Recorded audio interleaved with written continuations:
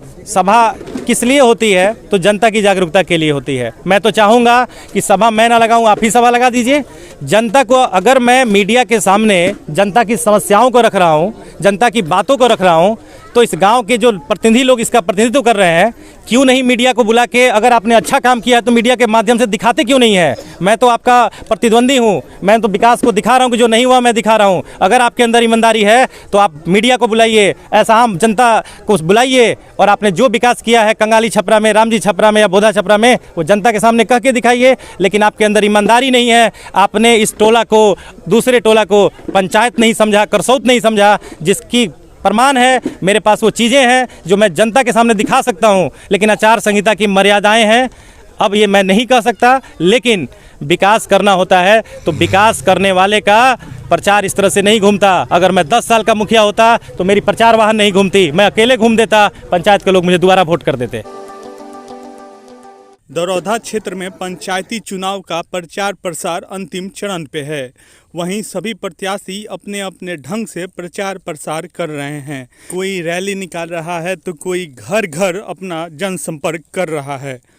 वहीं करसौत पंचायत के मुखिया प्रत्याशी दीपक सिंह अपने पंचायत के कंगाली छपरा गांव में जनसभा करके अपने विचारों को रखा, जिसमें सैकड़ों ग्रामीण मौजूद रहे और उन्होंने विकास के मुद्दे को लेकर अपने ग्रामवासियों से वोट मांगा।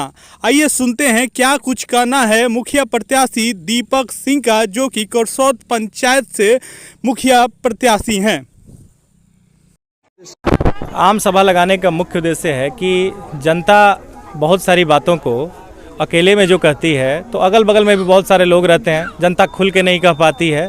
तो मेरे मन में ये विचार आया कि भाई क्यों नहीं एक हम आम सभा ही रख दें, जनता की समस्याओं को हम ही कह देते हैं। और आप मीडिया बंधु लोग, आप लोगों से निवेदन है कि जनता की जिन समस्याओं को मैंने कहा है वो आप यहाँ से लेके सिवान, छपरा, पटना, हर आधिकारिक जगह पे मुख्यमंत्री नीतीश कुमार जी तक ये बात पहुँचाइए कि करसौत पंचायत में जो राशि पंचायत को मिलती है उसका सदुपयोग हो और आम जनता तक वो राशि पहुँचे, जिससे कि हम विकास की तरफ आगे बढ़ते रहें। चलिए, लोगों के बीच जा रहे हैं, लोगों को कितना समर्थन मिल रहा है आपको? लोगों का समर्थन देखिए, मैंने तो कहा है कि पंचायत को मैं प्रत्याशी हूँ, मैंने अपने प्रचार वाहन पे भी लिखा है कि शिक्षित करसौत विकसित करसौत। तो शिक्षा हमारे गांव की पहचान है। मेरा प्रयास है कि सबसे पहले हर परिवार को मैं शिक्षित बनाऊं। सरकारी योजनाओं का लाभ खुद ब खुद उनके घर पहुंच जाएगा जब हर परिवार शिक्षित हो जाएगा। ये मैं नहीं कह रहा हूं, ये हमारे माननीय आधिकारिक लोग भी कह रहे हैं कि पंचायत में अगर शिक्षा का स्तर बढ़ जाए तो आपको पंचायत की राशि के लिए कोई परेशान होने की ज़रूरत नहीं है। वो परिवार खुद इस चीज़ के लिए प्रयासरत रहेगा और उसको ये चीज़ मिलेगी। तो मुझे लगता है कि जनता को मुझे पूरा समर्थन मिल रहा है और मेरा उम्मीद है, मेरी व्यक्तिगत गुजारिश है, लोगों से ये कहना है कि ये पंचायत चुनाव में जीतूंगा और जनता को उसका हक दिला के रहूँगा। कुछ लोगों का कहना है कि आप बाहर, आपका कार्य क्षेत्र अभी बाहर है, बाहर रहे हैं, जीतने के बाद भी अगर वहाँ पे चले जाते हैं। आप पता कर लीजिए कि विगत 2 सालों से मैं यहाँ पे हूँ और अगर मुझे दिल्ली ऐसे शहर में रहना होता तो मैं इतना पैसा खर्च करके सिवान महादेवा में मैं घर नहीं बनवाता। महादेवा में घर बनाने का एक ही उद्देश्य था कि मैं फिर कह रहा हूँ कि पंचायत के लोगों को अगर सिवान जाके कहीं कोई दिक्कत है, कोई समस्या है, किसी काम के लिए उनको सिवान जाना पड़ रहा है, तो वो मेरे घर आएँ, मेरे घर आके जितनी सुविधाएं मेरे से हो सकेंगी मैं उनकी मदद करूंगा। और इसीलिए मैंने अपना दिल्ली ऐसे शहर का जो जीवन यापन का जरिया था मैंने उसको छोड़ दिया है और मेरा अगला प्रयास इस जनता की सेवा करनी है और जनता को सम्मान दिलाना है।